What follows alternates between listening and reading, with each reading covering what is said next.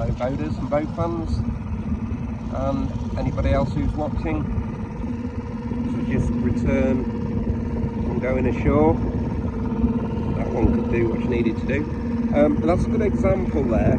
Just thought I'd get a video. I'm getting the hang of anchoring now. Actually, it's brilliant. But that's a good example of how you sort of line up so that everybody's in line for when you swing round. Also quite nice to